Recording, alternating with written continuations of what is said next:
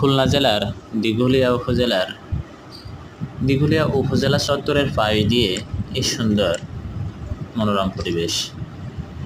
সেখান দিয়ে চারিপাশে যে গাছপালার মধ্য দিয়ে সাইকেল নিয়ে ছুটে চলেছি।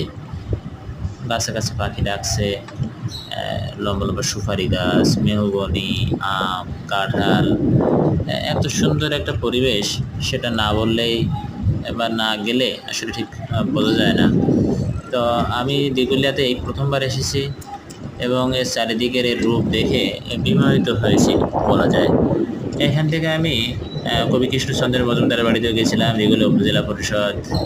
এখানে যে পাশে বয়ে চলেছে একটা সুন্দর নদী, তার পাশে বিভিন্ন জায়গায় ঘুরে ফিরে তারপরে কিন্তু আমি আমার দিঘুলিয়া ভ্রমণটা শেষ করেছিলাম। এটা সত্যি আমার জীবনের একটা অত্যন্ত রোমাঞ্চকর ভ্রমণ বলা যায়।